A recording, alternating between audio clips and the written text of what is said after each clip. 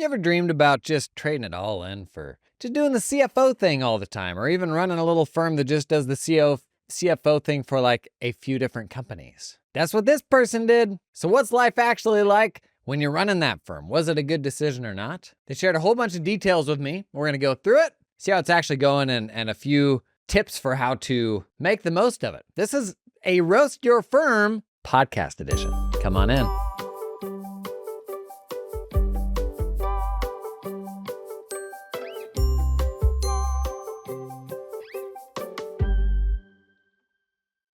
So if you watch my main YouTube channel, you're familiar with the format, Roast a Firm. Folks anonymously submit a bunch of details about their accounting firm to me, from how much money they make to the team size to what's going well, what's not going well. We share all that along with a few ideas for what they could improve upon, like ideas for how to overcome those pain points. And it is a very welcome break from thinking about your own firm all day long and be able to put like the advisor hat on for somebody else. It's actually really funny when you exercise that muscle and look at somebody else's firm through like a clear, untainted perspective. It's very easy to spot, oh, well, you ought to be doing this or that, right? When it's our firm, that can be much harder to do. But this whole exercise of playing coach for somebody else, it's interesting. I actually think it makes you a better runner of your own firm. So, bunch of info about this firm. And I'll put a link in the show notes. Anyone can anonymously submit information to me about their firm. You don't even have to put any identifying information about yourself on there. I don't need to get in touch with you, anything like that.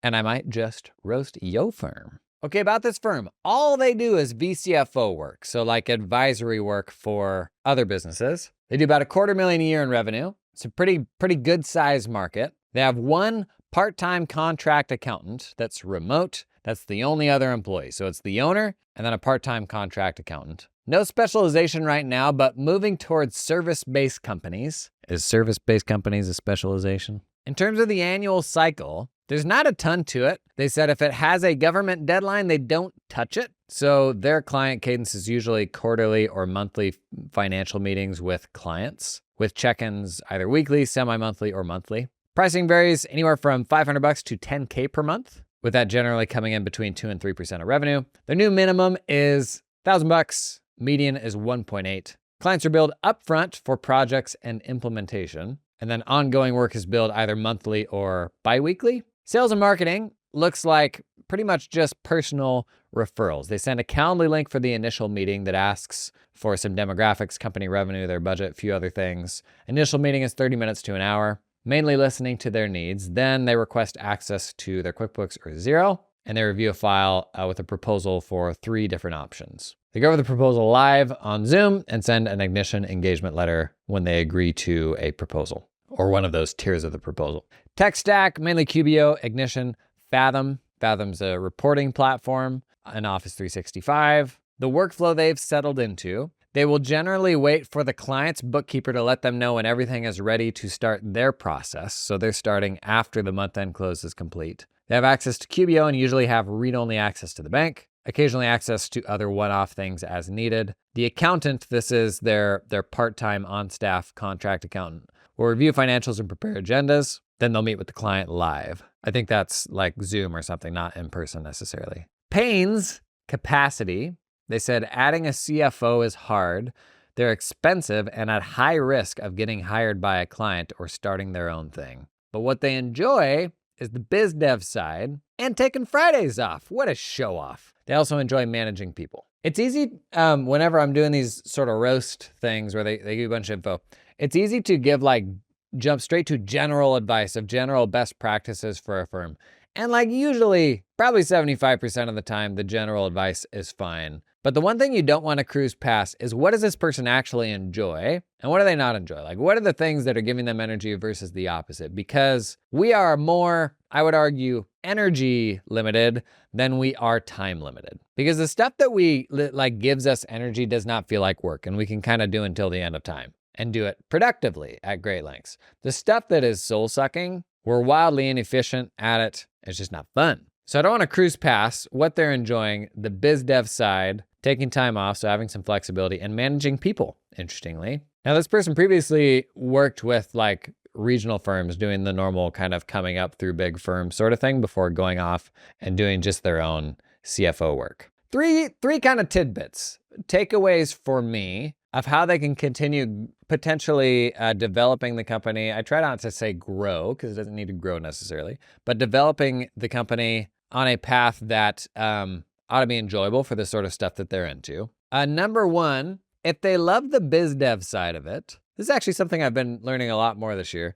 There's a real business to be built just around doing things that we typically think of as being biz dev. So if you can become a sought after person in a space, there's actually decent money to be made doing speaking, doing webinars for groups, training, that sort of thing. A lot of stuff that we normally think of as traditional biz dev. And so if that's what they really enjoy, let's find a way to marry biz dev with stuff that will raise their standing.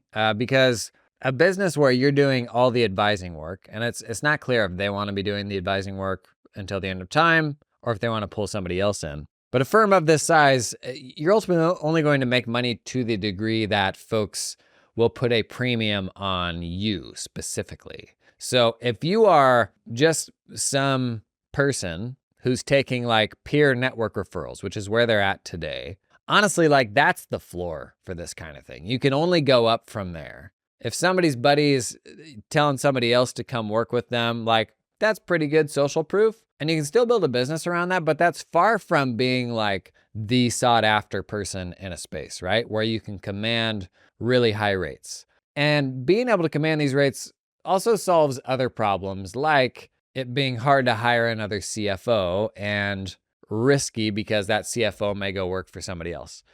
That CFO is only going to work for you if you're the best deal for them. Like that's the deal anytime you're paying somebody to work for you. You have to be the best thing for them. And if there's a fear of that CFO going and taking a job with a client, which I can understand, then it just means that's a fundamentally better opportunity for them, right? So how do I make my firm the best opportunity for somebody like that? Well, I probably need to pay them more than my clients can afford to pay them. And we ought to be able to do that if this person is managing a number of projects.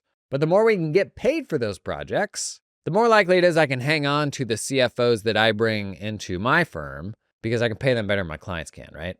But again, the whole question of how much they value what your firm does comes down to, in this case, what is the perceived, prestige or quality of the work that you do? What is your standing within a specific space? And the more specific the space, the easier it is for that standing to get higher. But tip number one for me is like just honestly doubling down on that biz dev stuff that they love.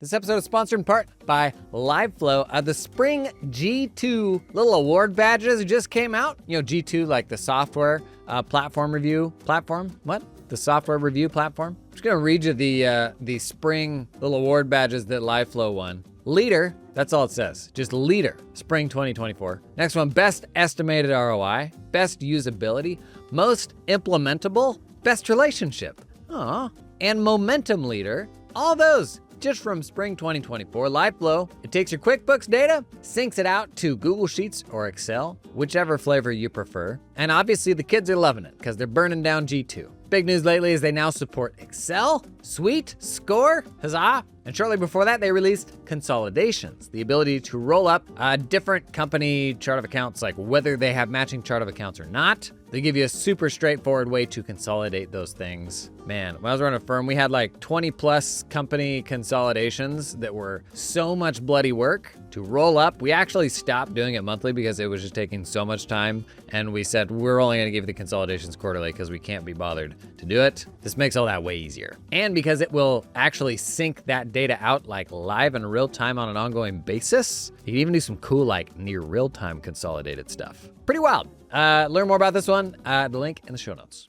This episode is brought to you in part by TeamUp, helping you recruit top Filipino accountants without any ongoing monthly fees. The difference between TeamUp and all the other offshoring options is that TeamUp helps you hire staff directly. No middleman. You work directly with your new hire in the Philippines. Hire the person, not the company. Guys, gals, gang, here's just a few reasons to hire directly. You have access to higher level talent. Makes sense. You have complete control over team culture and training. They keep 100% of what you pay them. and it's a lot more affordable for you, so you can retain your team for the long term. TeamUp can source accountants with experience working at US or Australian firms, familiar with tools like Xero, QBO, and Dex. Also recruit specialist roles, team leaders, tax specialists, administrative assistants. Thought experiment. What if you had an executive assistant for the first time this tax season? Just throwing it out there. What would they do? Start at that email video I did on the main channel recently. Get help with that stanky old inbox. I digress. TeamUp recruits these talented folks for a flat one-time fee of 4,000 US American dollars. That's it, 4K one time. Somebody at Robert Half just did a spit take. Robert Half reference. We ever gonna get Robert Half to sponsor this pod? Not anymore. And they can connect you with an affordable employer of record if you need help with payroll and compliance once you hire that person. Big fan of hiring in the Philippines. You know I did a bunch of that. Check out the link in the description to learn more about TeamUp. One thing I've learned doing more speaking is the speaking thing can kind of compound because you go and do an event, and if they like you, they want to have you back again. But also when you go to an event, there's a whole bunch of other people there that run events. And even if they aren't, they're live. The folks that run events talk with other people that run events. And that stuff can kind of snowball. And you can make okay money doing speaking. And so if you can pick up a little bit of steam here, there's going to be an abundance of folks who would happily come and talk about the same sort of stuff that you advise your clients on. And all it takes is one person in that audience being impressed by you for you to then land an engagement that can pay better than any of your other engagements. But that doesn't happen unless you're visible and getting out in front of people. Obviously, social media, YouTube, podcasts, stuff like that. There's a lot of ways to do that. But if this person loves the biz dev stuff, the glad handing, getting out there in front of folks, hit the circuit. Get out there, do some speaking. Second tip, and this one's probably pretty obvious, do whatever we can to work towards a specialization. Right now, they don't have one. They said they're trending towards working with service businesses. But while maybe that's a specialization that's better than nothing, I think these days we really need to be thinking along the lines of what folks would have said in the past was micro niche. Micro niche just being very, very specific. Like if dental is a niche, I want to go a step or two further than that. Who are the people serving the dental ecosystem, dental practice management software companies, dental lab companies. I want to go several layers deep because the internet and the fact that now anyone can be in touch with anybody else, as we talked about yesterday, has made the world much, much smaller. So the size that a market had to be in the past to build a sustainable accounting firm on, it used to have to be much, much larger than it has to be now because it's gotten so much easier to find people with specific pains. And that version, that super niche version, is better than the kind of niche version because the super niche version is made up of more rare pains. And the more rare the pains are, the more people will pay you to solve them, assuming they have the money to pay to solve them. How many dental accounting firms are out there, right? Loads, tons and tons and tons and tons. So while that is better than a totally general firm and possibly a necessary intermediary step to get to an even more niched firm, like if you're doing something in the dental space, maybe you can't skip going through dental and learning all that. We should be pushing to get more niche. So like service businesses, that's hardly even niche to me. Definitely not micro niche. This is actually probably if I were going to be the one to do the client work, this person's setup is pretty close to my dream setup. If I were to build another firm, I probably wouldn't be in the client work from day one. I'd be building a team to do all that stuff from the beginning. But if there's a version of a firm that I ran where I did the client work, it would probably look a lot like this. And my path towards making this fun and super profitable would be becoming the very best of the best within an itty bitty space. And the smaller the space you're going after, the less incredible you have to be. So let's try to find a specialization to begin working towards. And again, specialization is a massive spectrum and you can't just skip straight to the end. It's something that is just a process that you're always doing, getting more and more specific in the pains that you solve. You don't niche down and then stop. It's a spectrum and something that is always a part of how you go through your professional career, learning more and more specific pains and rare pains that you can solve for folks. And this pairs really nicely with the notion that they enjoy biz dev. Conferences are developed around crazy specific things. So if you can become the go-to person in that itty bitty space and go to all those conferences for that very specific thing and become that sort of little micro celebrity, that's a way to build a super profitable version of a vCFO firm This is the case with any type of specialization, but especially so for vCFO work. Make sure it's a space where people have money to pay for what you do. Most SMBs don't have the money for a CFO, and probably should not be spending their money on a CFO. And this is where vCFO firms can come in and provide that service to companies who aren't quite of the size where they can justify a CFO. So be sure you're targeting companies, large enough and companies within a domain where they're going to actually have meaningful cash to spend on what are rates that right now are like rates you aspire to be able to command. If right now your people can barely afford what you do, there isn't really any room to grow, right? And that's not just a problem for this firm, that's a problem for any firm. If you're thinking about where you're going to be 3 years from now and you're already pushing the limits of what your clients can afford to pay you, probably got to start getting creative. And sometimes you can do that by even reframing what that spend is. For example, we came in and started doing back office support for companies where they would normally hire staff to come in and do that in-house. And so we would actually benchmark our fees against FTEs. So when somebody left, usually they would pull us in, and then when the next person left, they'd probably pull us in further. So sometimes there's a way to kind of game that where it's something that a person would otherwise be doing. But let's marry the fact that you love biz dev with the fact that specific biz dev can take you down a path to specialization with, in a perfect world, personal interests, You like taking those Fridays off. What do you do on Fridays? If it isn't family time, what hobbies do you have? I'm a big advocate of following what you enjoy. I do not subscribe to the notion that you shouldn't make your hobby your job. I think that's born of an era of employers who want to kind of suppress employees and keep them working and normalize the fact that work should be suffering. It's man, we only got so many years on this planet. Nobody's going to look back and be like, I'm glad I didn't follow that thing that I thought I loved. You're probably going to find more stuff that you love. And you kind of just got to trust that. As opposed to sitting there and toiling away until the end of time just dreaming about going golfing or going to the lake or something like that. Find a way to marry that with what you're doing, and then your work doesn't feel like work. Then the people that you're hanging out with, it's stuff that you totally geek on. You go to a conference that's all about something that you're man, I stay up thinking about this stuff at night, and you're gonna be like a kid in a candy store at this conference. What a great way to approach work, right? Doesn't get any better than that. This episode is sponsored in part by Melio. If you have small business clients, and I know you do, you know just how hard it is for them to track all their payables and receivables, especially when they're doing it manually? Now there's an easy-to-use solution that turns all that tedium into an easy task that only takes a few minutes each week. Melio is a B2B payments platform that saves you and your clients many hours each month on bill pay by offering robust payment capabilities, including advanced approval workflows and a two-way sync with your accounting software. Also helps maximize cash flow by allowing you and your clients to pay vendors however they want to get paid, including instant transfers and per payment financing. They can also use Melio to pay international vendors. It can all be done in minutes, and you can more easily keep track of everything on your end. On May 21st, set your calendars. Melio is hosting a webinar for accountants and bookkeepers where they'll cover some exciting updates to their platform. That includes new features, product improvements, and more. What could that be? What's in the more, you think? They'll also answer any questions you may have, helping you set up your account to ensure a smooth onboarding process. I'll put a link in the show notes where you can sign up for that webinar and get to know this platform that's a game changer. Spots are limited. Make sure you claim your seat ASAP.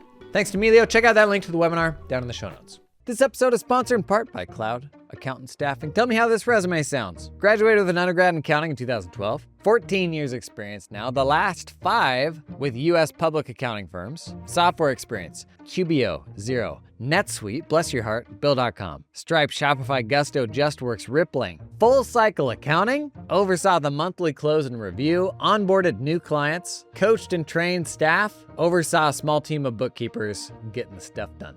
Not bad, huh? That is a real resume from Cloud Accountant Staffing, a super talented accountant in the Philippines that could join your team. Not this person specifically, because this ad read might be old. But to find the accountant of your dreams, all you gotta do, get on the horn with Cloud Accountant Staffing, talk about what your needs are. They've got recruiters on the ground in the Philippines. They'll find you somebody great. You get some resumes, you do some interviews. You wanna know the wild thing?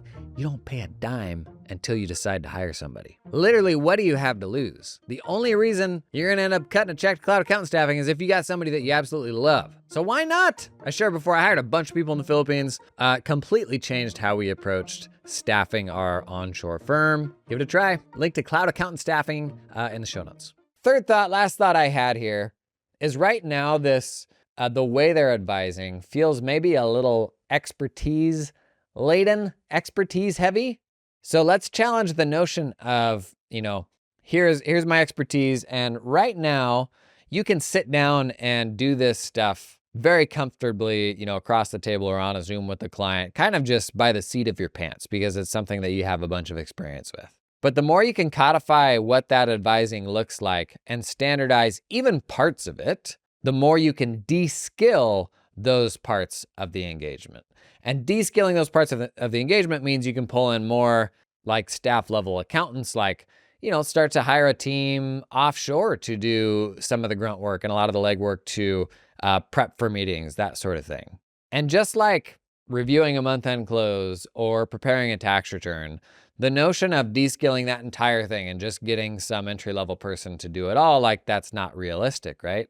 But the fact that you can't get somebody to do the entire thing is not a rationale to not try to de-skill as much of that process as you can. And this comes easier for some people than it does for others. The ability to communicate and make into a framework some of those things that you just know. Like, there's a progression of you're learning that thing to you now know that thing to you can now create a framework for that thing that other people can lean into, right? And that's kind of the next step after you are the expert, is how do I scale my expertise and make it as turnkey as possible for other people to at least do a part of it. It was probably unthinkable, this notion that you could have this very, like, literal physical location where they're making all these different menu items, and to think that you could pop up another one of those things in another part of the country or on the other side of the world with completely different people, completely different cultures, but still be able to somehow deliver like a consistent experience that felt true to McDonald's, like, that's pretty wild, right? And it's certainly not to say that we're going to get there, but the notion that it can't be done at all puts all of the weight on your shoulders and on other CFOs' shoulders. So I don't know what the ultimate right ratio here is of team members and what their inputs are to an engagement. But if right now all they have is like a part-time contract accountant to review the bookkeeping that the company already did to make sure it's right, but then everything else has to be done by CFOs, and the next hire has to be another CFO, that seems a little top-heavy for me, where, man, surely there's a way that we could pull somebody else into the fold here to do a bunch of the prep work. So the CFOs are still doing the client-facing work and taking those calls, but we can pull, new team members in to do more of the grunt work. We did an episode recently on de-skilling work, how we can actually pull admins and entry-level folks into complete parts of jobs that are normally done by highly skilled people. If you're on the YouTube version of this, I'll link that de-skilling episode at the end of here because I think it's super relevant. But that's kind of the secret to scaling just about anything, is turning your secret sauce, your 21 herbs and, what is it? Is that KFC? 21 herbs, seasoning and spices, herbs? I feel like when I do things like this, it just there's like 10% of people who are just enraged. Or when I'm like, in New York today, city of brotherly love, and I'll just cruise right past that. And there's somebody sitting on their elliptical that's just enraged. I can't remember what the KFC thing is, all right? But that secret sauce of your firm, building that into a system where more of it can be done by anyone, that's like the dream. That's like building an actual asset in your firm, rather than it just being you doing work. To have a process that's still gonna require you, and it's not that somebody else is gonna be able to do 100% of it by any means, but let's start with 5%, and then 10, and then 20, and then 30. How do we pull more of those people into the process? There was a time where this was my dream, actually, to go out. I was like, I got super burnt out on tax work, knew that I didn't want to do bookkeeping stuff, and was like, CFOs, that seems really impressive. Also, the fact that they can command way more in fees than I could for my accounting or my tax work, there's always an aspect of jealousy there as well, where I'm like, man, if I just want to go do my own solo thing that I could make good money doing without a whole ton of work, I'm just going to go be a few companies' CFOs. In fact, I knew a guy that did this growing up, and he called himself an accountant, but he was really doing like vCFO controllership stuff for like 3 companies at a time. And he worked from home. And that just blew my mind as a child. I was over at their house one time and I'm like, he just sits here at his computer. He gets to work from his house. He doesn't have to go to an office. That's incredible. And I just thought he had the dream gig because he had like 3 companies paying him half salaries. And I'm like, well, I can do the math there, man. That's more than 1 salary. I used to be so impressed by that.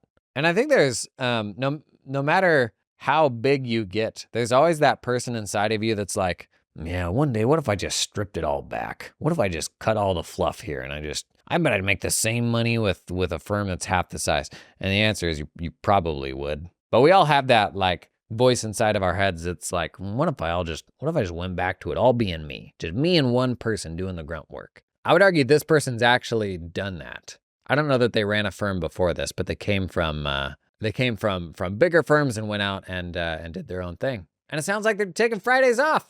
So what the heck are we doing giving them advice? Did you take Friday off this week?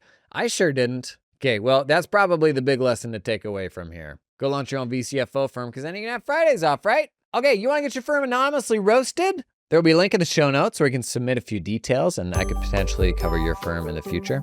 Any advice or thoughts on this firm? Pop them in the comments.